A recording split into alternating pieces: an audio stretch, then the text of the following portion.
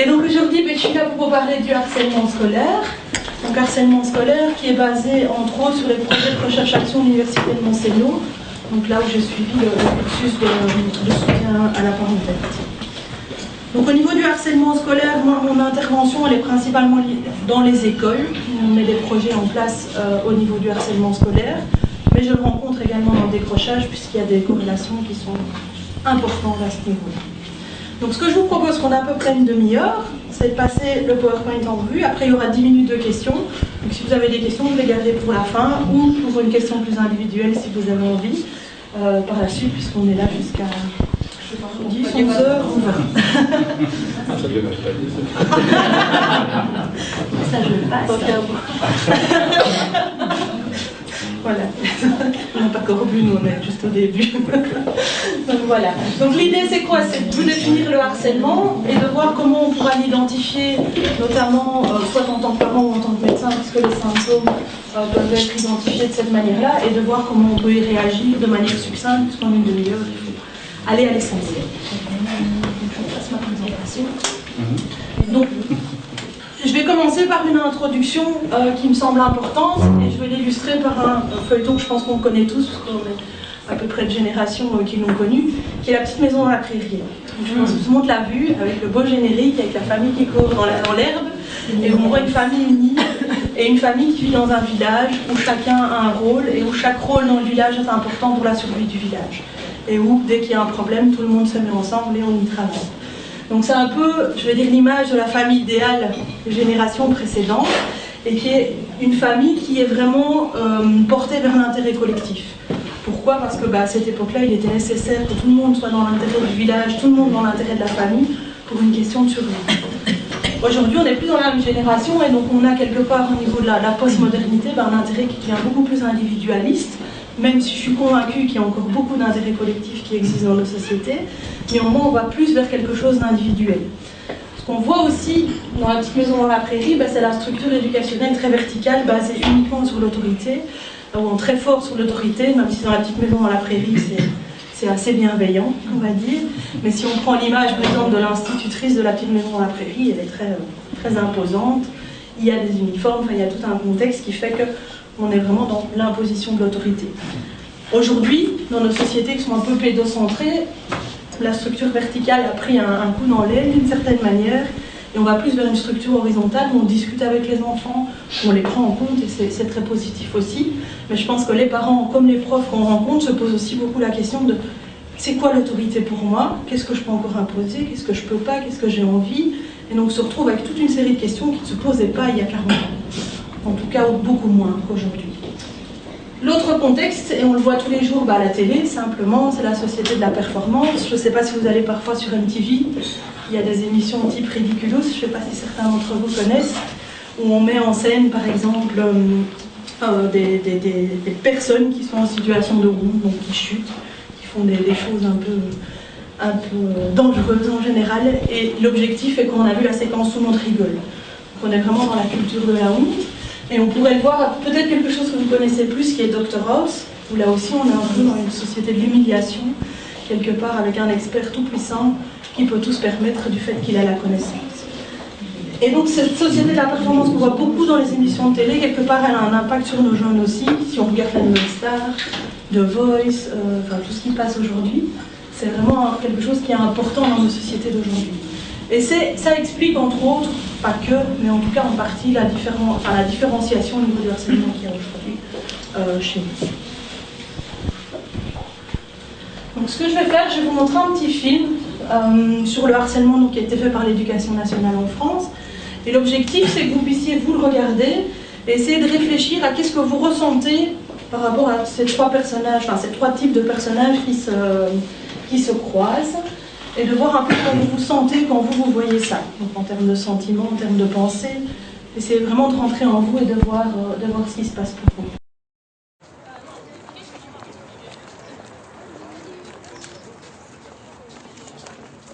Ça va Maxime?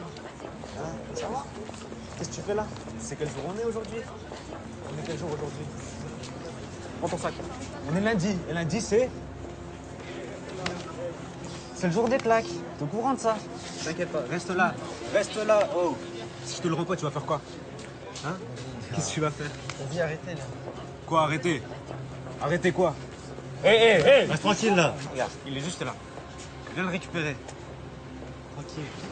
Qu'est-ce que tu regardes? Toi, avance! Attends, reste tranquille, reste tranquille. Tu parles là. Regarde. Arrête à quoi dans tes poches là? Vas-y, Tiens, vas-y, prends ton sac. Les bouches de là. Vas-y, dégage. Vas-y, c'est bon, on y va.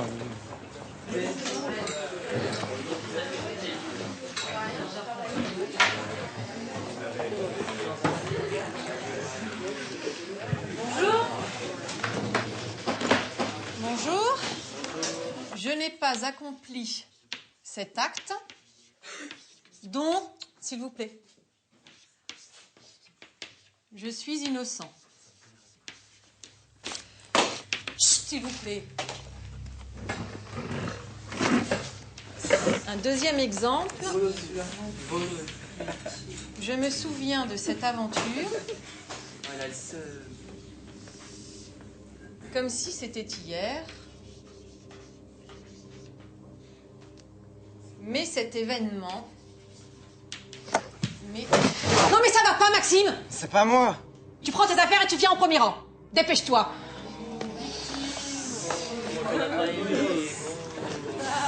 S'il vous plaît, n'en rajoutez pas, s'il vous plaît. On se calme. Elle était un poulet. Alors, je reprends. Nous allons partir d'un autre exemple. Au revoir. Au revoir. Au revoir. Au revoir. Au revoir.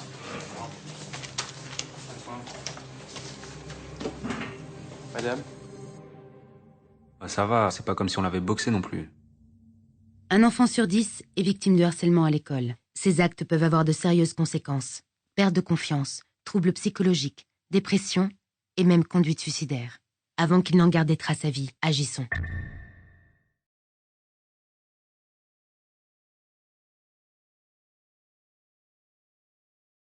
Et donc vous verrez que tout ce qu'on a vu dans le film ici sera quelque part explicité au courant de la conférence parce que chaque élément, vous allez le retrouver dans l'explication. Donc une première chose qui me paraissait importante, c'est de faire la différence entre du harcèlement scolaire et de la violence. Donc le harcèlement scolaire, comme son nom l'indique, il a lieu dans un contexte scolaire. Maintenant, on va mettre un bémol au côté contexte scolaire, dans le sens où on peut avoir des phénomènes de harcèlement qui sont liés à l'école, donc des enfants qui vont dans la même école par exemple, mais où le harcèlement s'exprime ou sur Internet ou à la sortie de l'école. Et donc là, vont se poser la question par rapport aux écoles de dire oui, mais ça se passe pas chez moi, c'est sur le parking de l'école. C'est pas chez moi ou c'est dans le parc en face. Ou ce qui se passe sur Internet, c'est pas lié à l'école. Néanmoins, les protagonistes, ils sont en général amis ou en tout cas connus à l'école. Et donc il y a toute la question du contexte scolaire qui est à remettre en question, parce que c'est pas seulement dans la cour de récré, ça peut aussi être à l'extérieur de l'école, et l'école peut néanmoins être concernée par le phénomène. La violence, elle est dans tous les contextes, quels qu'ils soient, elle n'est pas limitée au contexte scolaire. Dans les deux cas, on a des phénomènes de violence physique, verbale et psychologique. Donc ça peut être exactement le même type de violence, mais néanmoins il y a une intentionnalité qui est différente. Donc l'intentionnalité, ça veut dire qu'il y a une intention quelque part, en tout cas de poser un acte qui aura des conséquences pour l'autre. Dans la violence, et je prends un exemple, parce que Vincent va parler de la cigarette électronique, imaginons que vous êtes dans un coin de Bruxelles où il fait un peu noir, vous avez un peu peur, c'est pour que quelqu'un qui n'est pas un look très sympa vienne vous approcher pour vous demander une cigarette, et sur le moment, vous avez l'angoisse de dire il va m'agresser, vous lui en collez une, vous n'avez pas l'intention de lui faire du mal. Simplement, vous avez juste peur, et à un moment, vous avez une réaction qui est disproportionnée par rapport à la situation que vous avez évaluée comme dangereuse, alors que peut-être elle ne l'est pas. Donc dans la violence, il n'y a pas forcément d'intentionnalité de faire mal, il peut y en avoir une, mais ce n'est pas toujours le cas. Dans le harcèlement, on va avoir un côté répétitif, il y a quelque chose qui s'installe et qui n'est pas de l'ordre d'une dispute dans la cour de récréation où une fois il y en a un qui a tapé l'autre, c'est quelque chose qui est répétitif et qui s'installe dans une relation de dominance. Donc il y en a un ou un groupe qui domine un ou un groupe. Donc il y a une relation un déséquilibre qui s'exprime, ce qui n'est pas toujours le cas dans la violence. Je reprends l'exemple de la cigarette, il n'y a pas forcément de déséquilibre en termes de domination, c'est juste à un moment une situation qui se présente qui fait qu'il y a un acte de violence, mais qui n'est pas toujours de l'ordre de la domination, mais dans ce cas-ci plutôt de l'ordre de la protection, si je reprends mon exemple. Donc c'est important de faire la différence parce qu'on a beaucoup de parents, notamment en conférence quand je discute avec eux, qui me disent oui mais mon fils il s'est fait taper par Arthur dans la cour de récréation, c'est du harcèlement.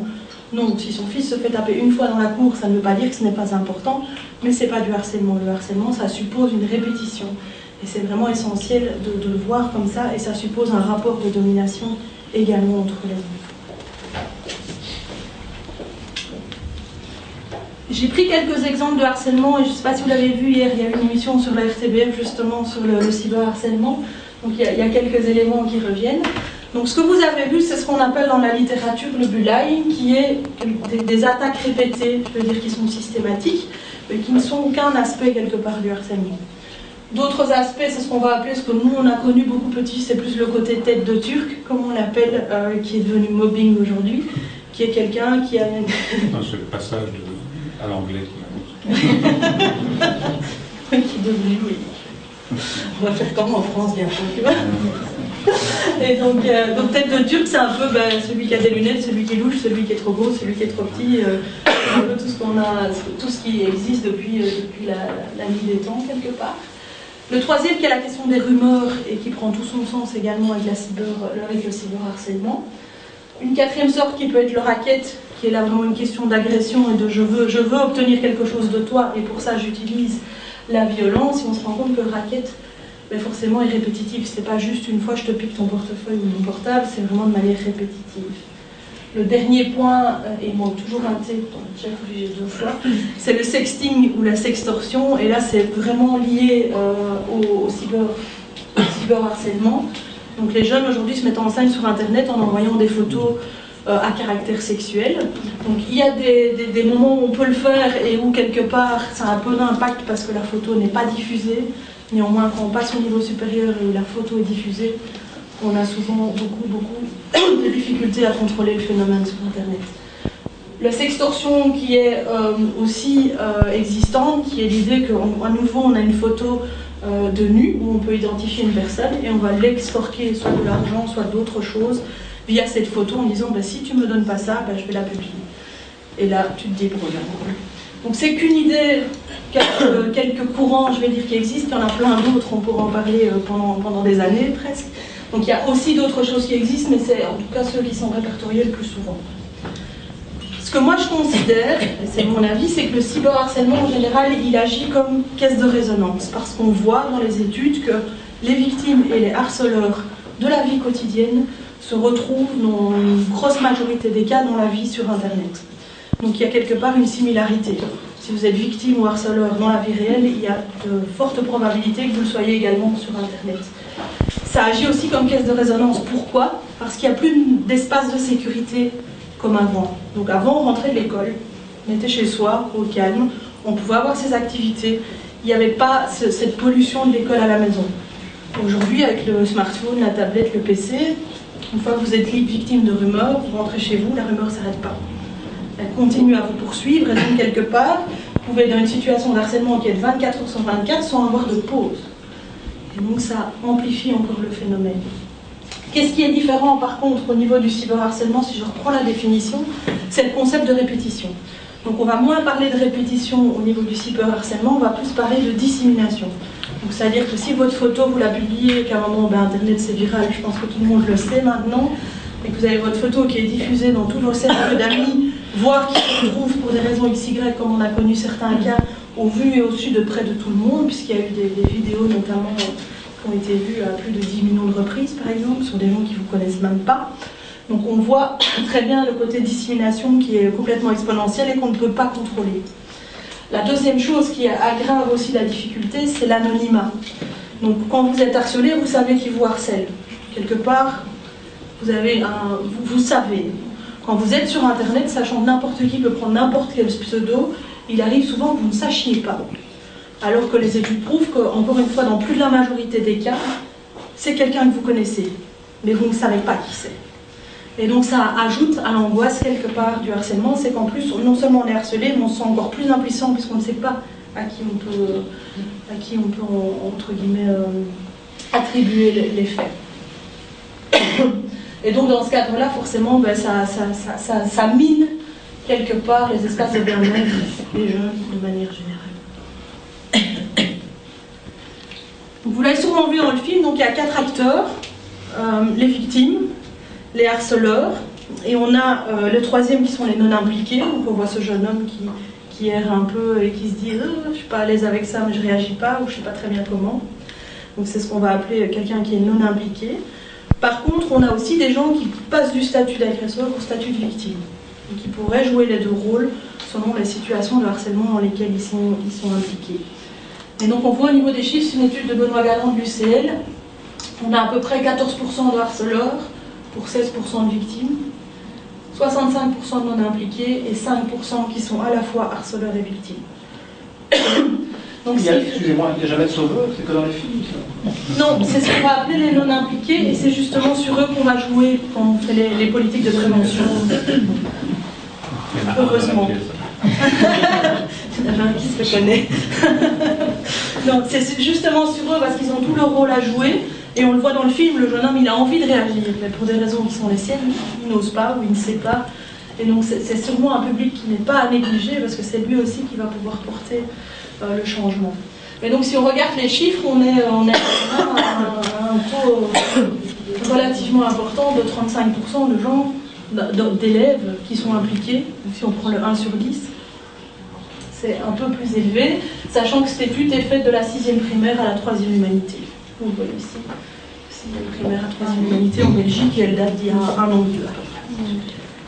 Donc ça donne un peu une idée de l'ampleur du phénomène. Alors pourquoi on en parle chez Thérapsie? Ben justement parce que le harcèlement c'est multidimensionnel. C'est-à-dire qu'on ne peut pas seulement traiter le harceleur ou seulement aider le harcelé, on ne peut pas seulement avoir un projet qui est à l'école, il faut un projet qui vraiment implique tout le monde. Les profs, la direction, les élèves, les parents, parce que chacun a son rôle à jouer dans le phénomène. Et donc c'est extrêmement important qu'on puisse travailler vraiment avec tous les acteurs main dans la main, les PMS aussi, enfin, tous les acteurs de l'école je vais dire, et aussi les acteurs de la santé pour pouvoir identifier le phénomène. On va passer à l'aspect symptômes.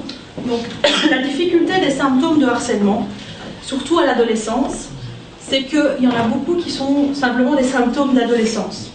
Donc, on dit souvent le premier symptôme, c'est qu'il y a une rupture avec le comportement habituel. Ben, ceux qui ont des ados dans la salle savent que du jour au lendemain, parfois, ils ont des attitudes qui sont un peu étranges. Et c'est pas forcément qu'il y a un problème de harcèlement ou qu'il y a un problème tout court.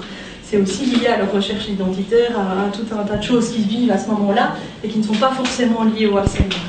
C'est aussi une des raisons pour lesquelles on voit que les parents dont les enfants, qui ont un enfant qui a été harcelé, dans aussi plus de la majorité des cas, ne l'ont pas vu.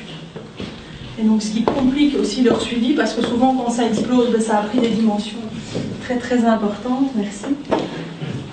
Et ils vivent des sentiments de culpabilité qui sont énormes, en disant mais c'est pas possible qu'il ait vécu tout ça et moi j'ai rien vu quoi. J'ai rien vu et pourquoi il m'a rien dit? C'est un peu les deux préoccupations qu'on entend beaucoup chez les parents, j'ai rien vu et il m'a rien dit. Est-ce que je suis à tel point un mauvais parent qu'il n'a pas confiance en moi pour me confier ce genre de projet? Donc dans les symptômes, on va voir des comportements d'absentéisme. Donc souvent on a des jeunes qui, même si c'est pas forcément très important, mais qui vont brosser des demi-jours, qui ne vont plus aller à l'école alors qu'ils l'ont jamais fait. Et ce ne sera pas forcément non plus la phobie scolaire où on ne va pas à l'école pendant 3 mois. Peut-être ça juste un jour ils sont pas bien, ils se disent ce jour-là je ne vais pas gérer, alors ils ne vont pas à l'école. Mais néanmoins souvent il y a une augmentation de l'absentéisme, pas chez tous. Hein. Voire jusqu'à la phobie scolaire dans certains cas extrêmes. Ce qu'on voit aussi, c'est que souvent il y a une diminution du rendement scolaire. Pas toujours, mais ça arrive. Et il faut faire attention à la diminution du rendement scolaire, parce que c'est un peu des parents que j'ai eu il n'y a pas longtemps, qui disent bah, attendez, elle en 2e secondaire, elle faisait 90%, elle me fait 80, je ne vais pas m'inquiéter. Ben oui, je ne vais pas m'inquiéter, néanmoins dans son cas, elle, autant en souffrance quelque part que la victime. Donc c'est un peu tout le monde qu'il faut prendre par la main. Ce qu'on voit néanmoins comme différence en termes de symptômes, c'est que les victimes ont plutôt des troubles, ce qu'on appelle intériorisés.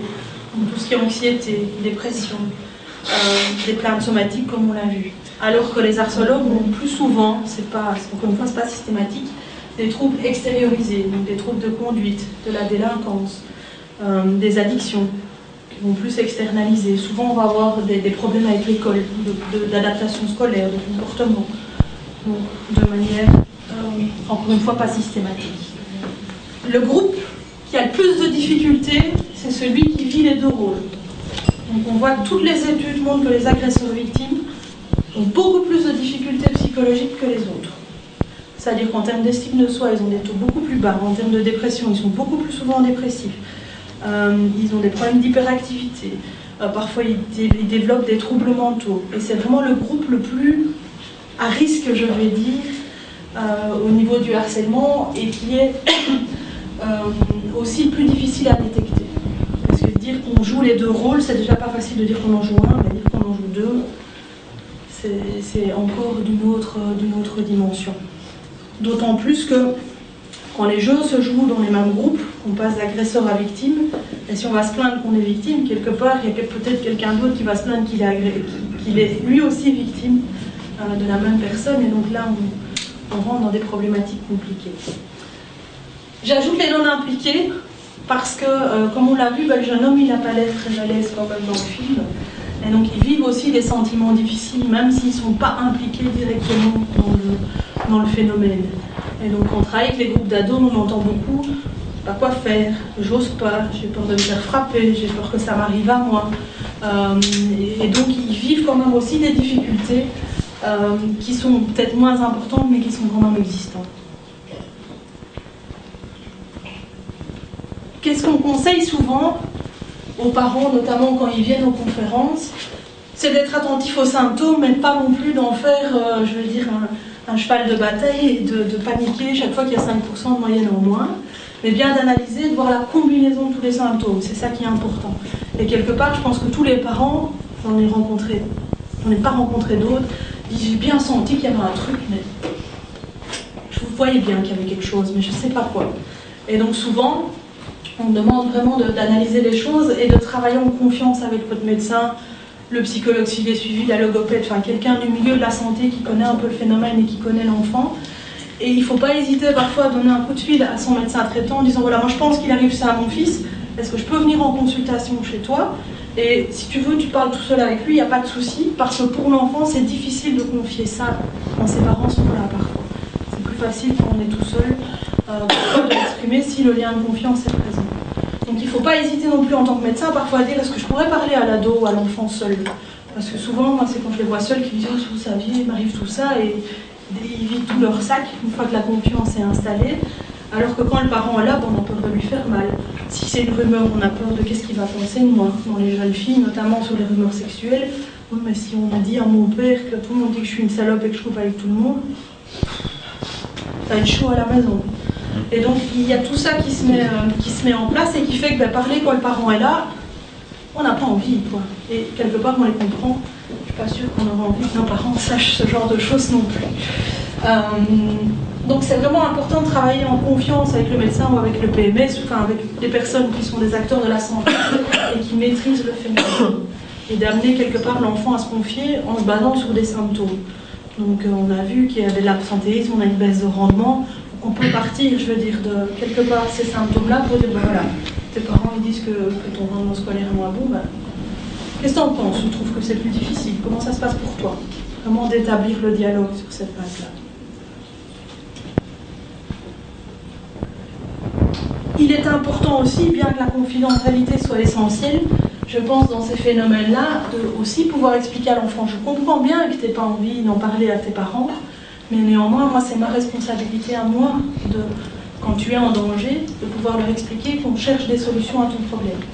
La plupart des enfants harcelés disent qu'il n'y a pas de solution. De toute façon, la seule solution, c'est de me changer d'école. Non, c'est pas vrai, il y a des solutions qui existent, mais il faut pour ça, je veux dire, travailler avec tous les acteurs de l'école. Ou éventuellement avec un externe, ça c'est à voir au cas par cas. Mais il y a des solutions qui existent. Bien conforter l'enfant qu'il y a des solutions qui existent, c'est pas parce qu'il est harcelé aujourd'hui qu'il va être harcelé toute sa vie, même si c'est un risque, mais qu'on peut mettre fin à la situation, qu'il y a des moyens d'action. C'est possible. Et vraiment pouvoir prendre responsabilité pour le communiquer aux parents et que le parent puisse le communiquer à l'école. C'est aussi la responsabilité de l'école de prendre en charge ce type de phénomène. Dans les cas d'harcèlement, on va pouvoir en parler à un professeur responsable. Sur les petits, c'est facile puisqu'on en a un par année en général. Sur les plus grands, c'est parfois un peu plus compliqué, mais normalement, il y a au moins un titulaire. s'il y a des difficultés, passer par le PMS, passer par la direction de l'école, essayer de trouver un relais en tout cas qui va entendre le problème et qui va pouvoir en tant que parent, en tant qu'enfant ou ado, et qui va vous aider dans les méandres, je vais dire, du problème. Alors il faut savoir que le décret mission dit que les écoles sont responsables de la violence en leur sein. Donc c'est quelque part, l'école a une responsabilité. Imaginons qu'un cas de harcèlement soit détecté et qu'il y ait par exemple un jeune qui se suicide, l'école pourrait être civilement responsable de ce fait s'il est prouvé qu'elle n'a pris aucune mesure et qu'elle était en connaissance du phénomène. Donc ça veut dire que c'est très important aussi de pouvoir dire aux écoles, ben, vous êtes aussi partiellement responsable de ça et on va vous demander d'intervenir. Et donc souvent, quand l'université de Mons intervenait et quand moi j'interviens dans les écoles, c'est aussi une question qu'ils posent. Si on met un plan de lutte contre le harcèlement, est-ce qu'on est protégé en cas de problème par rapport au harcèlement? Et je leur réponds toujours oui, pour autant que vous le mettiez vraiment en place, qu'il y ait vraiment une participation de tous les acteurs de l'école et que s'il y a un phénomène qui est détecté, ben, vous puissiez intervenir. Il ne suffit pas de dire j'ai fait 2 jours de formation et puis moi je suis protégée, c'est plus mon problème. Et donc on l'a vu hier notamment sur la RTBF où le directeur intervenait sur le cyberharcèlement, où la première question du journaliste dit « Pourquoi avez-vous accepté de témoigner que toutes les écoles font un peu silence ?» Comme si quelque part il y avait des écoles épargnées, des écoles où c'est un peu la guerre et tout le monde se harcèle, c'est pas le cas. Il n'y a pas d'impact du niveau social au niveau du harcèlement, c'est important de le savoir. On n'a pas plus de difficultés quand on est au CFA de Saint-Gilles que quand on est à UPLE 1 ou ailleurs. C'est pas le niveau social qui impacte le harcèlement, c'est autre chose. Donc voilà, donc il y a la loi, il y a des lois qui existent pour déposer plainte au civil et plainte au pénal. Néanmoins, la justice étant ce qu'elle est, il y a peu de chances que vous ayez une décision de justice qui est rapide. Et donc certes, ça existe, mais c'est pas la voie de solution d'une certaine manière qui est efficace à court terme. Donc ce qu'on conseille vraiment, c'est travailler avec les écoles, travailler avec les enseignants. Là, ça peut fournir une solution. Le pénal, éventuellement, en est une, mais vraiment en dernière finalité, j'ai envie de dire. Et d'autant plus sur Internet où, si vous avez le jugement 3 ans après, je peux vous dire que votre photo sur Internet, elle a mis 3 ans à se diffuser avant qu'on ait une action. Et comme disait le monsieur hier, une fois qu'on a le jugement, il ne s'est encore rien passé parce qu'on n'a toujours pas supprimé d'Internet. Donc, quelque part, ce n'est pas forcément la solution qui fonctionne. Donc, le projet de l'UMONS s'organise en 2 axes. Un qui est la régulation des espaces de récréation et le deuxième qui est la régulation des espaces de parole. Donc un aspect territorial et un aspect qui a pour but de développer l'empathie collective. Donc, je vous montre un plan de territorialité peut-être pas très clair. Donc l'idée c'est quoi, pour faire très résumé, c'est de définir des zones où il y a des zones de jeu calme, il y a des zones de jeu de ballon, il y a des zones notamment avec les terrains de foot, et l'idée c'est que chacun puisse se répartir. Pourquoi? Parce que vous pouvez tous imaginer que le petit gamin qui est toujours un petit peu dans la lune, qui traverse le terrain de foot au milieu, il y a forte chance qu'il se prenne une balle à un moment ou à un autre, il y a de fortes chances qu'il énerve tout le monde parce que tous les jours il passe au milieu du terrain de foot et il ne se rend même pas compte lui qui passe au milieu. Et donc l'idée c'est de réguler et déjà d'avoir moins de conflits quelque part. Ça régule une partie des conflits et ça permet à chacun aussi de se sentir à l'aise dans son espace. Néanmoins, ça suppose que la récréation soit régulée. Si quand l'enfant vient se plaindre qu'il y a un problème, qu'on dit « Oh, c'est bon », ça ne marche pas, ça doit être régulé. Il ne suffit pas de le mettre en place, encore une fois, de faire les belles lignes dans la cour. Non, il faut qu'il y ait quelqu'un qui maintienne le système, parce que dès que vous allez lâcher prise, je peux vous dire, il ne faut pas 3 jours, c'est revenu. Il n'y a pas d'intervention, ce qu'on appelle le cortex préfrontal, qui lui permet la délibération vraiment consciente, qui a un circuit plus long, mais qui permet, c'est ce que vous vivez tous, au moment où vous faites quelque chose, vous dites je ne veux pas faire ça, c'est pas sympa, ou c'est pas honnête, ou c'est pas poli, enfin qu'importe, c'est vraiment ce qui se passe dans votre cerveau à ce moment-là. Et les espaces de parole régulés, ils permettent justement d'agir à ce niveau-là, c'est-à-dire de rappeler les valeurs, d'écouter les sentiments des enfants qui vivent, mais qui nécessitent une formation, parce que ça suppose que le prof, et c'est pas son job au départ, dans ces cas-là, il doit être neutre. C'est-à-dire qu'il n'est pas en train de dire toi ce que tu fais c'est pas bien et toi ce que tu as vécu c'est moche. Non, il est en train d'écouter tous les enfants qui discutent, qui ne s'accusent pas les uns les autres, parce que c'est nécessaire dans ces espaces de pouvoir parler en toute sécurité. Si vous savez que vous allez vous faire taper quand vous sortez, vous n'allez pas parler. Et donc il est important qu'il y ait des balises de médiation qui soient mises en place et qui permettent à l'enfant vraiment de s'exprimer. À quoi ça sert aussi, au-delà de partager ses émotions, ben on sait tous, je pense, qu'une fois qu'on est entendu, ça fait déjà tellement de bien de pouvoir se dire j'ai passé une récréation pourrie parce que personne n'a eu envie de jouer avec moi, pour reprendre un exemple du primaire, mais ne fût-ce que pouvoir le dire, ça fait quoi? Ben, ça fait que le harceleur entend, ça me fait quoi moi quand je suis écartée de ce groupe? Qu'est-ce que lui il vit? Donc déjà, c'est plus difficile de continuer à avoir ce type de comportement quand on sait que ça a vachement des grosses conséquences pour celui qui le vit. La deuxième chose, et là je reviens au film avec le jeune homme qui est un peu dans une situation délicate, c'est que ces non-impliqués, à ce moment-là, ils vont aussi entendre quel est le problème, et très souvent, ils vont être la source de solution. C'est-à-dire qu'on va susciter la solution du groupe qui va dire bah, « Attends, si tu es tout seul, tu viens m'appeler, on va jouer avec toi. » Et donc, on va travailler la recherche de solutions dans le groupe, et pas seulement de manière individuelle les uns avec les autres. Donc, ça permet quoi? À la fois que le harceleur soit bien conscient de ce qui se passe dans ce type d'action, et que le harcelé puisse être écouté, et en même temps tous ceux qui sont autour, qui peut-être n'osent pas, qui peut-être ne savent pas comment agir, de pouvoir trouver des solutions ensemble. Et il faut savoir que les enfants trouvent des solutions que souvent les adultes ne trouvent pas.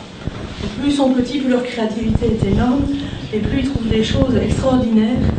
C'est toujours impressionnant à voir. Et donc le fait, ne fût-ce que de le parler, est important. J'ai eu une expérience en école secondaire, avec une jeune fille qui avait été internée en psychiatrie pendant quelques mois, qui était extrêmement harcelée dans son école, dans sa classe. Et en fait, on s'est rendu compte que le problème venait d'où? Il venait du fait que, étant été internée, ses professeurs étaient plus cool avec elle, parce que touchés par son histoire, et les autres ils disaient « Ouais, mais attends, au cours de néerlandais, elle peut tricher, alors que nous, dès qu'on triche, on craque dedans, c'est pas juste. » C'est comme ça que s'est installé le phénomène de harcèlement. Rien que le fait d'avoir pu poser les choses, ils se sont tous regardés au bout d'un moment en disant « Ah, c'est ça le problème !» C'était vraiment impressionnant à voir de dire, de se rendre compte de c'est quoi le problème que je vis au quotidien.